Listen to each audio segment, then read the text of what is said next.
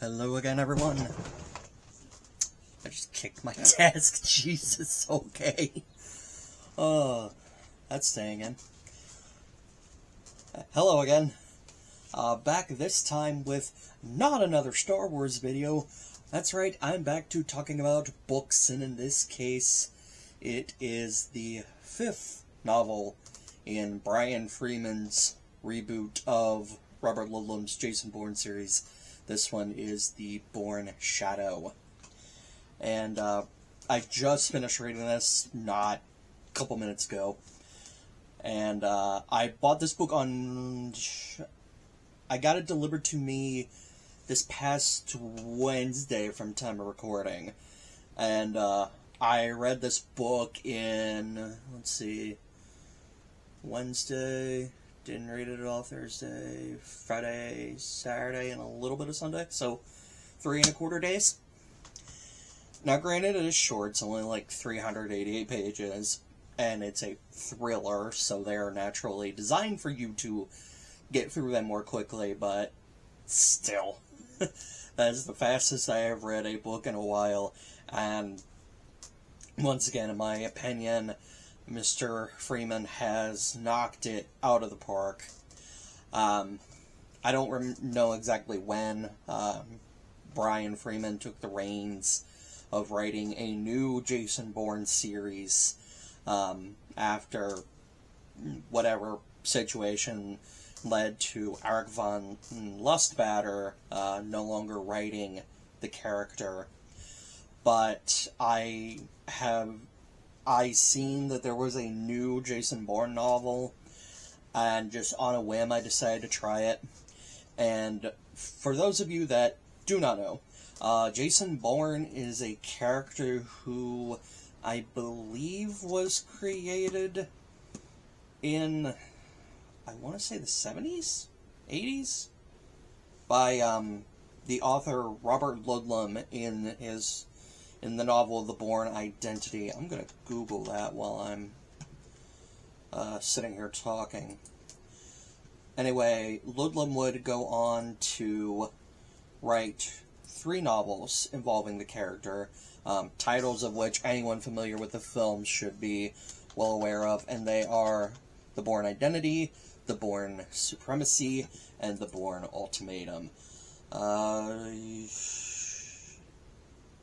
Oh, I am wrong. It was 1980 when The Bourne Identity was published.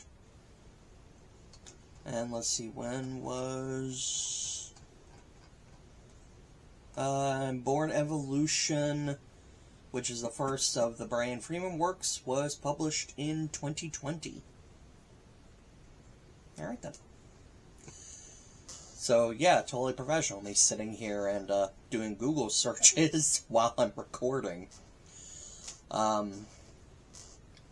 So, Robert only wrote 3 of the Bourne novels, and then Eric von Lustbader wrote 12 more.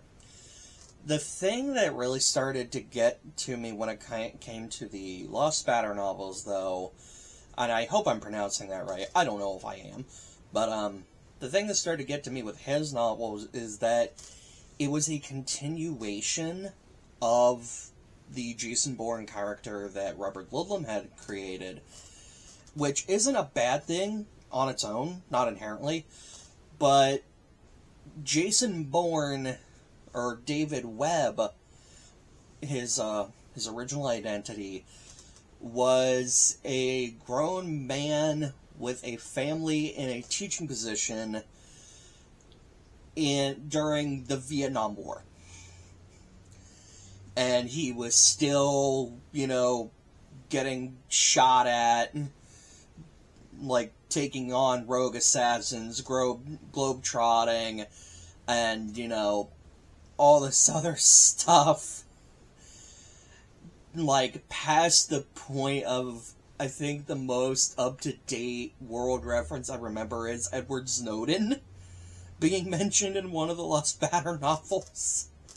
So I'm like, okay, you're getting to the point now where I don't believe that this, like, 60-year-old man I'll be generous. 60-year-old man is still doing all this, even with all his physical training and whatever. I could very well be wrong, and something like that would be possible, but still, like, that version of Jason Bourne was in his 60s or 70s.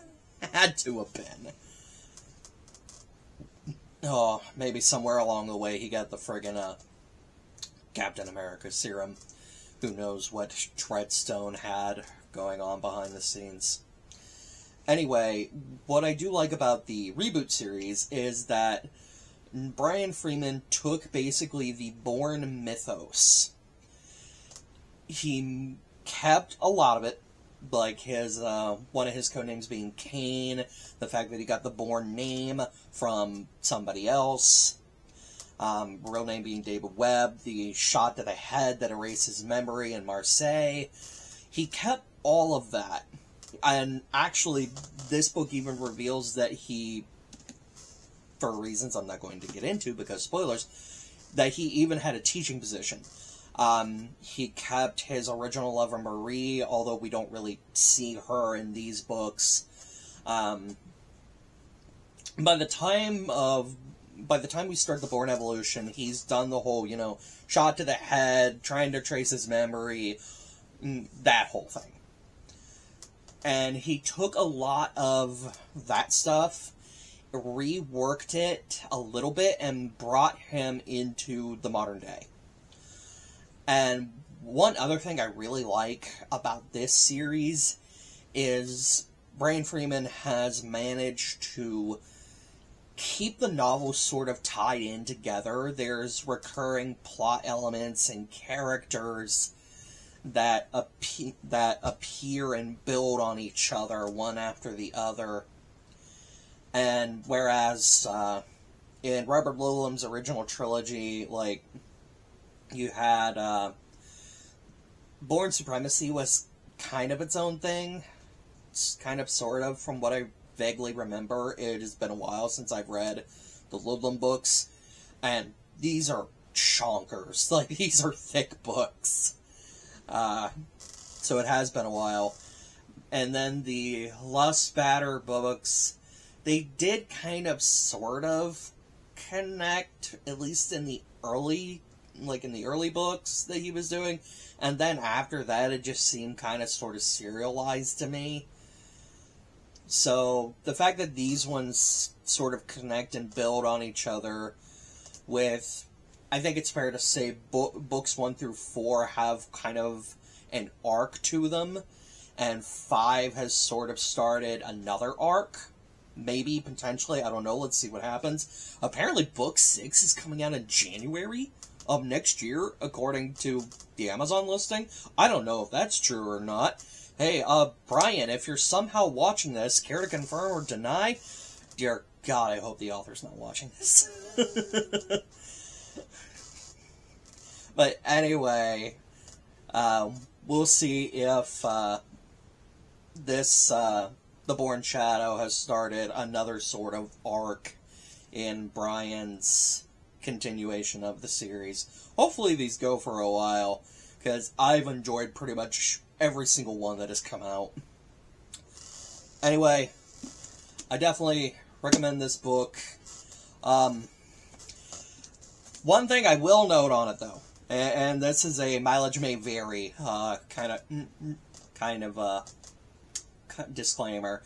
I think this is true of a lot of, like, sort of spy thriller, espionage thriller type things. They tend to take events or inspiration from real world and kind of weave them into their books. And